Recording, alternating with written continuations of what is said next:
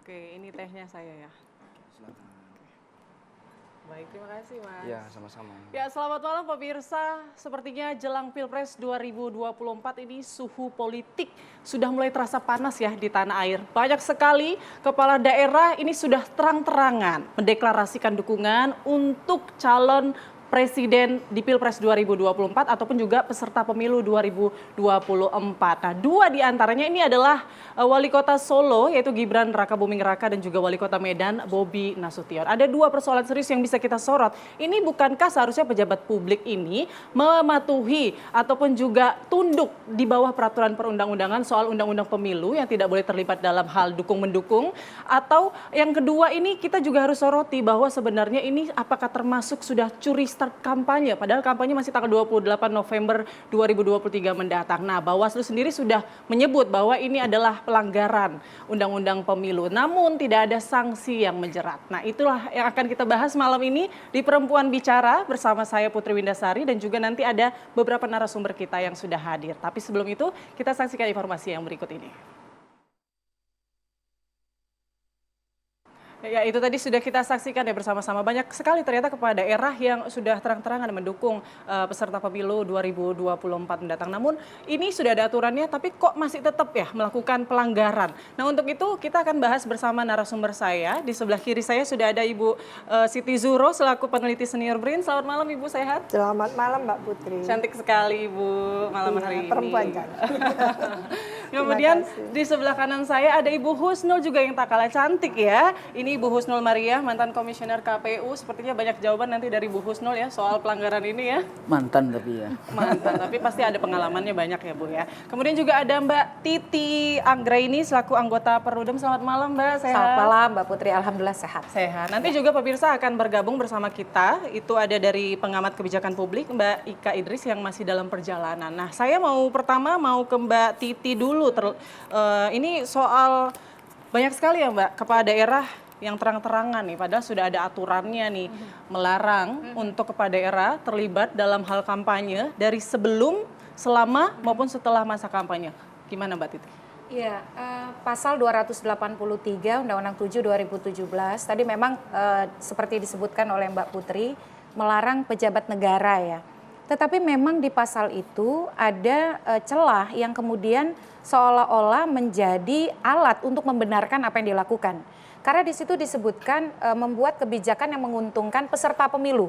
Selalu dalilnya itu adalah calon presiden dan potensial menjadi bakal calon presiden dan wakil presiden karena gongnya nanti 13 November 2023 itu belum jadi peserta pemilu. Jadi pendekatannya itu sangat formal, sangat legalistik formal. Apa yang kata undang-undang di ketentuan umum soal definisi peserta pemilu, itu yang bulat-bulat dimaknai dari pasal 283. Jadi konteks siapa dia yang potensial menjadi bakal calon presiden, wakil presiden, karena sudah dideklarasikan partai politik peserta pemilu, kan partai politiknya ini sudah ada ya, tanggal 14 Desember 2022. Partai yang punya otoritas mencalonkan presiden dan wakil presiden sudah mendeklarasikan.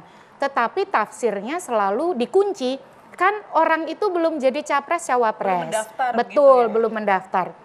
Nah, kalau kemudian cara kita berpikir selalu seperti itu, maka kita tidak akan pernah menemukan misalnya orang yang melakukan pelanggaran dari pasal 283 ini. Kan harusnya kita melihatnya konteks bahwa ada partai politik peserta pemilu yang sudah menjadi peserta pemilu, sudah mendeklarasikan atau kemudian sudah mengumumkan mereka akan mencalonkan seseorang di dalam pilpres. Nah, itu kan otoritasnya sudah saling kait-mengkait tuh. Ketika misalnya seorang kepala daerah yang sedang menjabat sebagai pejabat negara, bupati, wali kota, gubernur, menyatakan dukungan kepada calon presiden, wakil presiden yang sudah dinominasikan atau dideklarasikan, itu kan artinya juga memberikan dukungan pada partai politik peserta pemilu begitu. Nah, ini yang menurut saya Bawaslu itu setengah-setengah gitu melihatnya. Benar. Satu sisi menyatakan secara substansi melanggar, tapi tidak ada sanksi. Tidak ada sanksi dikembalikan ke Kemendagri untuk dibina begitu ya. Sebenarnya ruang sanksi itu ada karena pasal 283 ini dalam teori pemilu ya atau aturan main pemilu kita dari penegakan hukum, dia memang bukan pidana. tapi ada yang disebut pelanggaran administratif. Iya. Pelanggaran administratif itu adalah pelanggaran terhadap tata cara prosedur mekanisme. Kan tata cara prosedur mekanisme tidak boleh dilakukan di 283. Nah, ruang sanksinya apa? Ruang sanksinya itu bisa teguran, bisa peringatan, bisa penghentian dari mengikuti tahapan, dan bisa bahkan sampai diskualifikasi. Bisa dipecat juga nggak? Nah, kalau dari sisi penjelasan detailnya tidak ada, tapi justru disinilah tantangannya. Ketika penyelenggara pemilu menemukan misalnya ada ketidakjelasan, itu yang harus dirumuskan lebih jelas gitu. Nah, itu yang saya kira dari sisi ini mestinya penyelenggara pemilu kita menggunakan pendekatan keadilan pemilu yang komprehensif. Jangan kemudian menundukkan diri pada alasan ketiadaan aturan. Kan mereka sebagai pelaksana pemilu mengatur lebih detail, lebih teknis operasionalisasi dalam peraturan KPU, peraturan Bawaslu. Hal-hal yang tidak ada itu mestinya mereka lah yang punya otoritas mengatur. Benar, pengawasannya bagaimana ini? Karena mereka sebetulnya badan yang mengawasi begitu ya. Nah, kalau dari Bu Husnul, Bu, gimana? Ini tidak ada sanksi, dikembalikan ke Kemendagri untuk dilakukan pembinaan. Nah, kalau dari Bu Husnul gimana? Cukup? Begini, sebetulnya ini kan bagaimana penyelenggaraan pemilu dari perspektif legal formal dan di kenyataan prakteknya. Kan ini memang gapnya akan ini kalau kita sekarang bicara oh iya kenapa ini kepala daerah sampai kepala desa dan sebagainya. Nah kan ada 277 juga, 277 ya kepala daerah yang di PLT-kan. Oh iya betul. Nah jadi memang ini persoalan yang menurut saya kalau kita mau bicara ideal jauh dari ideal yang ada ya. Tapi itu juga sebetulnya bukan di Indonesia saja, di seluruh dunia juga seringkali penyelenggaraan pemilu yang gagal dalam konteks ini. Tapi begini, kepala daerah kalau itu bupati, wali kota, gubernur yang masih dipilih ya jadi elected official. Tentu saja dia punya jalur-jalurnya yang dengan sekarang yang akan ada pemilu di 2024. Jadi bagaimana caranya? Nah di sini kan ada Bawaslu, katanya dulu kalau saya dulu mengatakan Panwaslu aja nggak perlu apalagi Bawaslu. Itu dulu zaman 2004-2005 kita itu sudah nulis juga. Nah artinya sekarang Bawaslu diberi kewenangan untuk kemudian melakukan pengawasan itu. Nah di sini letaknya. Cuma kalau kita bicara ini kan isunya nanti leadership. Lah kalau kita lihat presidennya aja cawe-cawe juga kayak gitu kan. Bagaimana di daerah ya? Nyontoh saja ya. Kayak Kepala gitu daerah, kan. Kemudian isunya meredam isu presiden cawe-cawe begitu ya. Iya, jadi ini persoalan bagaimana pasal-pasal itu dipraktekkan di dalam kenyataan prakteknya. Nah memang banyak, cuma sekarang kita lihat di dalam masyarakat yang low trust society yang seperti ini.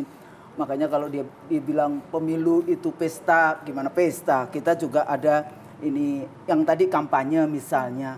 Ya itu memang selalu peserta pemilu akan menggunakan itu. Kebijakan populis juga akan menggunakan itu. Misalnya BLT atau apa kayak gitu kan. Bener. PKH dan sebagainya itu seminggu sebelum ke ini TPS dikeluarkan semua ya. uang. Tapi ini adalah PKH kayak gitu ya. Yang itu kebijakan dari negara di dalam konteks itu. Nah sebenarnya kembali lagi. Bagaimana sebetulnya kalau kita bicara tentang election integrity gitu ya. Jadi bagaimana kita membangun integritas di dalam pemilu itu. Apakah terus yang kedua lagi, apakah ini yang paling penting? Kalau saya sebetulnya 277 itu. Karena elected official yang diangkat oleh Menteri Dalam Negeri, CQ Presiden atau Presiden CQ Menteri Dalam Negeri? CQ Presiden. CQ Presiden, tapi kan Menteri Dalam Negeri yang menentukan, itu yang lebih bahaya. Karena elected official di dalam demokrasi ilmu politik nggak boleh diganti dengan appointed official. Ya, jadi kepala daerah yang dipilih kedaulatan rakyat oleh rakyat, tahu-tahu karena masa jabatannya habis dan dengan segala macam persoalan kayak gitu ya, kemudian diganti dengan diangkat. Apakah itu juga tidak membuat bolong-bolong nanti persoalan-persoalan baru di dalam konteks dukung-mendukung? Belum lagi nanti incumbent, petahana, government menggunakan seluruh aparatus negara juga.